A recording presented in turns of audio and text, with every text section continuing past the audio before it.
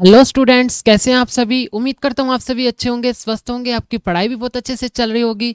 Students, welcome to the class, welcome to the board concept. My name is Tushar.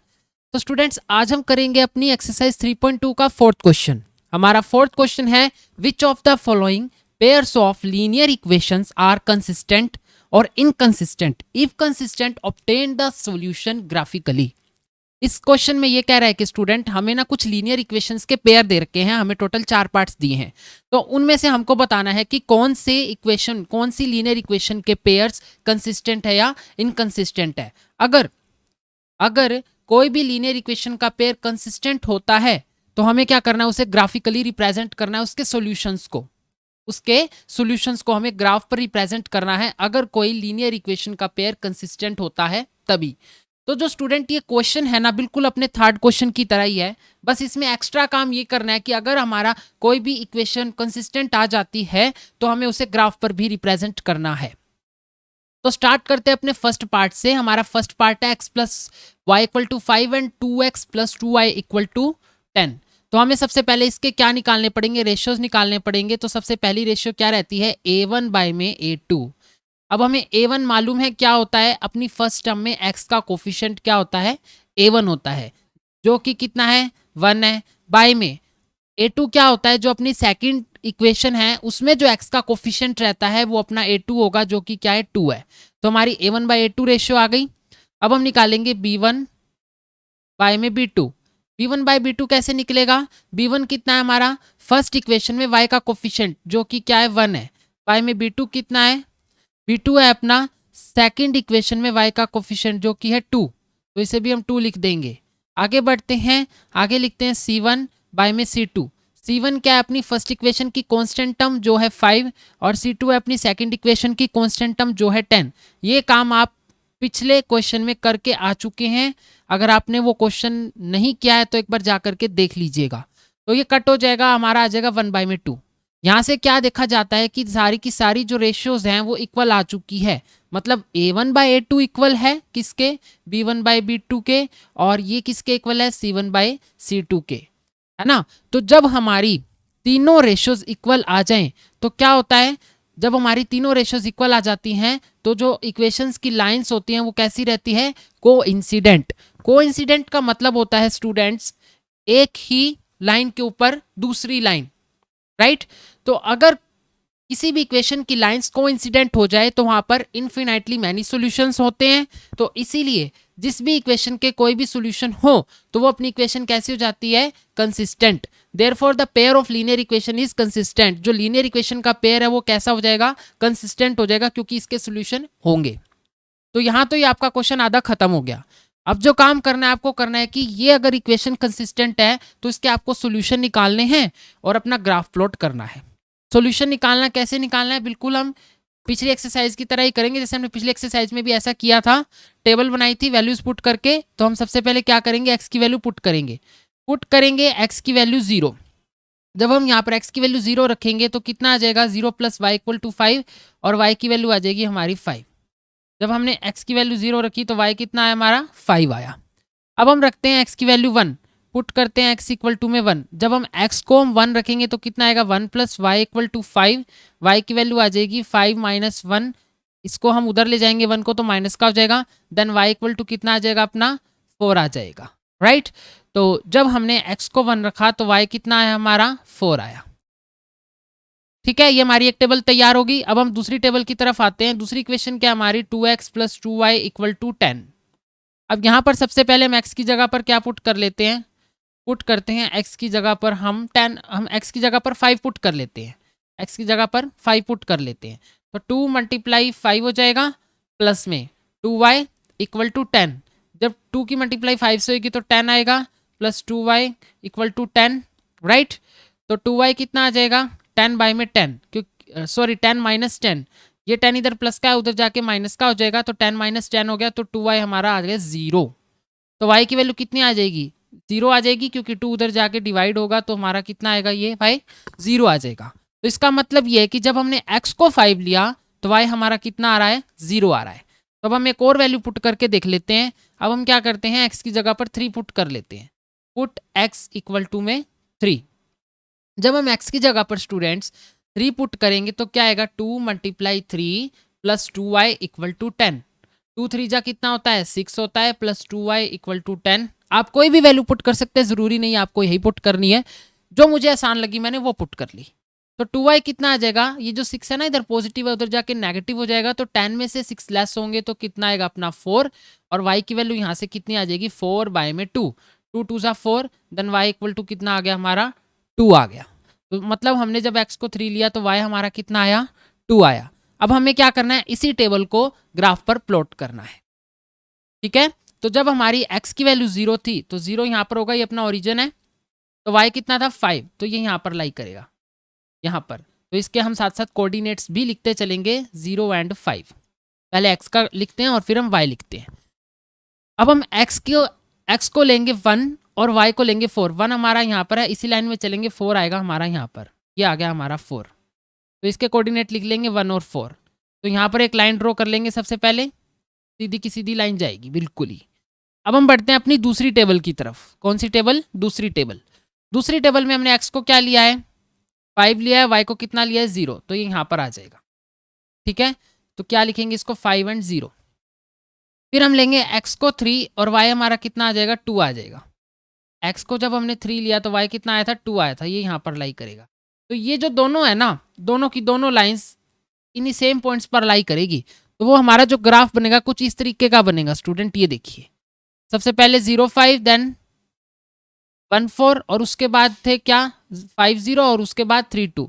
अब यहाँ पर देखें तो जो हमारी दूसरी इक्वेशन की लाइन है वो भी उसी लाइन के ऊपर लाई कर रही है। तो यहाँ से ये चीज पता चल जाती है जो हमारी लाइंस है वो कैसी है, कोइंसिडेंट। कैसी लाइंस है, कोइंसिडेंट। और यही इसके सॉल्यूशन है और यही इसका ग्राफ है। ठीक है, सारे पॉइंट्स क्या है एक ही लाइन पर लाई कर रहे हैं, देख सकते हैं, मतलब एक के ऊपर दूसरी लाइन है। तो अब हम बढ़ते हैं अपने नेक्स्ट पार्ट की तरफ। सेकंड पार्ट में क्या है, x - y = 8, 3x - 3y = 16। सबसे पहले हमें यहाँ पर भी क्या निकालने पड़ेंगे, रेशियोज निकालने पड़ेंगे। तो a1/a2 निकालेंगे सबसे पहले। तो हमारा a1 कितना रहेगा, a1 है अपना 1, बाय में a2 कितना है 3। अब हम निकालेंगे क्या b1 बाय में b2। b1 कितना है हमारा, फर्स्ट टर्म में y का कोफिशिएंट है -1, b2 कितना है सेकेंड टर्म में y का कोफिशिएंट है -3। तो ये माइनस से माइनस कैंसिल हो जाएगा तो 1/3 आ गया। अब निकालेंगे c1 बाय में c2। c1 क्या है अपनी फर्स्ट इक्वेशन की कांस्टेंट टर्म जो है 8, बाय में c2 है अपनी सेकंड इक्वेशन की कांस्टेंट टर्म जो है 16। ये कैंसिल आउट हो जाएगा, 1/2 आ जाएगा। तो यहाँ से हमें क्या पता चल रहा है स्टूडेंट्स की जो हमारी रेशियोज है ना वो इस तरीके से है, a1/a2 = है b1/b2 के, बट ये दोनों नॉट इक्वल टू है किसके, c1/c2 के, क्योंकि 1/3 इक्वल है लेकिन 1/2 इसके इक्वल नहीं है। तो जहां पर ऐसी सिचुएशन आ जाए, ऐसी कंडीशन आ जाए कि a1/a2 = b1/b2 but not equal to c1/c2, तो वहां पर जो हमारी लाइंस होती हैं इक्वेशन की वो कैसी होती है, एक दूसरे के पैरेलल होती है। कैसी होती है, एक दूसरे के पैरेलल होती है। The lines of this equations are parallel to each other. और ऐसी कंडीशन में क्या होता है, जो अपनी लीनियर इक्वेशंस के पेयर होते हैं वो कैसे हो जाते हैं, इनकंसिस्टेंट। क्योंकि यहाँ पर एक भी सॉल्यूशन नहीं होगा। अगर एक भी सॉल्यूशन नहीं होगा तो कोई भी ग्राफ भी प्लॉट नहीं होगा, राइट। ये चीज ध्यान रखिएगा। तो जहां पर पैरेलल लाइंस होती हैं वहां पर अपनी जो लीनियर इक्वेशन है उसके पेयर्स कैसे होते हैं, इनकंसिस्टेंट। मतलब जो अपनी इक्वेशन हो जाती है वो इनकंसिस्टेंट हो जाती है, और वहां पर 0 सॉल्यूशन होता है, मतलब एक भी सॉल्यूशन नहीं होता। आगे बढ़ते हैं अपने तीसरे पार्ट की तरफ। तीसरे पार्ट में है 2x। तीसरे पार्ट में क्या है, 2x प्लस में y - 6 = 0 एंड 4x - 2y - 4 = 0। तो इसके सबसे पहले हम रेशियोज निकालेंगे हम सबसे पहले a1 बाय में a2। तो a1 कितना अपना 2 है, a2 कितना अपना 4 है, तो ये कितना आ जाएगा, कट के 1 बाय में 2 आ जाएगा। b1 बाय b2 निकालेंगे इसी तरीके से। अब तो आपको इसकी स्टूडेंट्स प्रैक्टिस हो जानी चाहिए। फट से मैं लिखूं, आप अपना कमेंट में उसी टाइम आंसर लिख दिया करो कि हमारा b1 बाय b2 ये आएगा, c1 बाय c2 ये आएगा। तो b1 बाय b2 क्या आएगा, 1 बाय में -2, क्योंकि यहाँ पर y का कोफिशिएंट -2 है। फिर लेंगे हम c1 bye c2 equal to कितना आएगा, -6 बाय में -4, माइनस से माइनस कैंसिल, 2 3 जा 6, 2 2 जा 4। तो कितना आ गया अपना 3/2। तो यहाँ पर देखें तो कोई भी रेशियो आपस में इक्वल नहीं आई है, तो a1/a2 जो है नॉट इक्वल टू आ गया b1/b2 के। आगे हमें चलने की ज़रूरत नहीं है क्योंकि यहाँ पर क्या है 1/2 है, बट यहाँ पर माइनस का 1/2 है, तो ये दोनों इक्वल मत कह देना। आप कहें कि सिर्फ माइनस का फर्क है तो चलो इक्वल रख देते हैं, आगे क्वेश्चन को सॉल्व कर लेते हैं, ऐसा नहीं है, गलत हो जाएगा। तो ऐसी कंडीशन में क्या होती है, ऐसी कंडीशंस में जो लाइंस होती है ना इक्वेशन की, वो एक दूसरे को इंटरसेक्ट करती है एक पॉइंट पर। These lines are intersect each other at a point. ऐसी इक्वेशन की, ऐसे लीनियर इक्वेशन के पेयर की जो लाइंस होती हैं वो एक दूसरे को एक पॉइंट पर इंटरसेक्ट करती है, और ऐसे पेयर ऑफ लीनियर इक्वेशंस को हम क्या कहते हैं, कंसिस्टेंट। क्या कहते हैं, कंसिस्टेंट। जहां पर इंटरसेक्टिंग लाइंस आ जाए तो वहां पर कम से कम एक सोल्यूशन तो होता ही है। तो इसीलिए जो ये कैसी इक्वेशन हो जाएगी अपनी, कैसी लीनियर इक्वेशन के पेयर्स हो जाएंगे, कंसिस्टेंट। तो इसका ग्राफ प्लॉट होगा। तो इसका ग्राफ प्लॉट करने के लिए हम इस तरह से टेबल बनाएंगे। सबसे पहली इक्वेशन लेंगे 2x + y - 6 = 0। तो यहाँ पर हमें सबसे पहले x की वैल्यू क्या पुट कर लेते हैं, 0 पुट कर लेते हैं। थोड़ा 0 पुट करके ना आसानी हो जाती है। तो 2 × 0 हो जाएगा, प्लस में y - 6 = 0। 2 × 0 कितना हो गया, 0 हो गया, तो y - 6 = 0 बच गया। तो y की वैल्यू यहाँ से क्या आ गई, 6 आ गई। तो जब हमने x को 0 रखा तो y अपना 6 आ गया। ठीक है, अब हम क्या करते हैं, x की जगह पर क्या रख लेते हैं, 1 रख लेते हैं। x की जगह पर 1 रखेंगे तो कितना आएगा, 2 × 1 + y - 6 = 0। थोड़ा सा यहाँ पर सॉल्व कर देता हूँ मैं। तो 2 × 1 2 हो जाएगा, प्लस में y - 6 = 0। अब 2 में से 6 सब्ट्रैक्ट तो हो नहीं सकते, 6 में से 2 सब्ट्रैक्ट होगा तो 4 आएगा, लेकिन साइन कैसा आएगा, माइनस का, क्योंकि 6 बड़ा है उसके आगे माइनस का साइन है। y - 4 = 0, y की वैल्यू आ जाएगी 4, क्योंकि 4 इधर नेगेटिव है, उधर जाके पॉजिटिव हो जाएगा। तो जब हमने x को 1 रखा तो y कितना आया, 4 आया। तो हमारी एक टेबल हो गई, एक टेबल कंप्लीट हो गई। अब हम दूसरी इक्वेशन की टेबल लेंगे, 4x - 2y - 4 = 0। सबसे पहले यहाँ पर हम x की जगह पर 1 पुट कर लेते हैं, पुट x = 1। तो जब हम x की जगह पर 1 पुट करेंगे तो कितना आएगा, 4 × 1 - 2y - 4 = 0। 4 × 1 4 - 2y - 4 = 0। -4 और ये +4 खत्म हो जाएंगे, 0 हो जाएगा। -2y कितना आ गया, 0। और यहाँ से y कितना आ जाएगा अपना, 0 आ जाएगा। y कितना आ जाएगा, 0, क्योंकि y को जब y के साथ -2 है, जब वो 0 से डिवाइड होगा, मतलब जब हम इसको डिवाइड करेंगे तो कितना आ जाएगा, 0 आ जाएगा। तो जब हमने x को 1 रखा तो y हमारा 0 आ गया। अब हम अगली वैल्यू पुट कर लेते हैं 2। अगली वैल्यू क्या पुट करेंगे, 2। पुट x = में 2। तो 4 × 2 - 2y - 4 = 0 हो गया। 4 × 2 कितना होता है, 8 होता है, -2y - 4 = 0। अब 8 में से 4 सब्ट्रैक्ट करेंगे तो कितना आएगा, 4 आएगा, -2y = में 0, राइट। तो अब हम क्या करेंगे, 2y को उधर भेज देते हैं, तो 4 = में 2y हो जाएगा ना, माइनस का 2y है तो वो प्लस का बन जाएगा। तो अब ये y के साथ में 2 मल्टीप्लाई में इधर आके डिवाइड हो जाएगा, तो 2 2 4 हो गया, इक्वल टू में क्या आ गया, y। तो इनडायरेक्ट में हम कह सकते हैं कि y की वैल्यू कितनी आ गई अपनी, 2 आ गई। मतलब जब हमने x को 2 रखा तो y भी कितना आया हमारा, 2 आया। तो ये दोनों की दोनों टेबल हो गई, दोनों की दोनों टेबल कंप्लीट हो गई। अब हम इसका ग्राफ भी प्लॉट कर लेते हैं। तो ग्राफ में हम क्या करेंगे, x को क्या रखेंगे, 0, तो y की वैल्यू कितनी आएगी अपनी, 6 आएगी, ये रहा 6। तो इसके हम कोऑर्डिनेट्स लिख लेंगे 0 और 6। इसी तरह से x की जगह पर 1 आएगा और y कितना आएगा अपना, 4। तो ये रहा 4। इसके भी कोऑर्डिनेट्स लिख लेते हैं 1 और 4। इसकी एक लाइन ड्रॉ हो जाएगी इस तरीके से। जब आप पेंसिल से असली वाले ग्राफ पे ड्रॉ करेंगे तो बिल्कुल सीधी लाइन आएगी। अब हम दूसरी टेबल की तरफ बढ़ते हैं। दूसरी टेबल में x हमारा 1 है तो y कितना है, 0, तो यहीं पर ही रह जाएगा। और फिर जब हमारा x 2 है तो y भी कितना है, 2 है, तो ये यहाँ पर आ जाएगा। तो ये दोनों के दोनों इस तरह से जॉइंट हो जाएंगे और ये एक पॉइंट पर जो लाइन है ना अपनी, कट हो जाएगी कुछ इस तरीके से यहाँ पर। तो मैं आपको ये दिखा देता हूँ, मैंने पहले से ड्रॉ करके रखी है। यहाँ पर मैंने सबसे पहले फर्स्ट टेबल में 0 और 6 और 1 और 4 कोऑर्डिनेट्स लिए, देन उसके बाद 1 और 0 और 2 और 2। तो यहाँ पर ये इस पॉइंट पर कट कर रही है, इस पॉइंट पर, राइट, इस पॉइंट पर कट कर रही है। कौन से पॉइंट पर, 2 और 2 पर।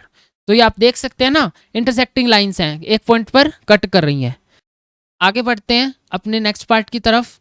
नेक्स्ट पार्ट है अपना fourth part, 2x minus 2y minus 2 equal to 0 and 4x minus 4y minus 5 equal to 0। तो सबसे पहले यहाँ पर भी हमें क्या फाइंड आउट करनी पड़ेगी, रेशियोज फाइंड आउट करनी पड़ेगी। a1 बाई a2 कितना आ जाएगा, 2 बाई में 4, जब इसको कैंसिल करोगे तो 1 बाई 2 आ जाएगा।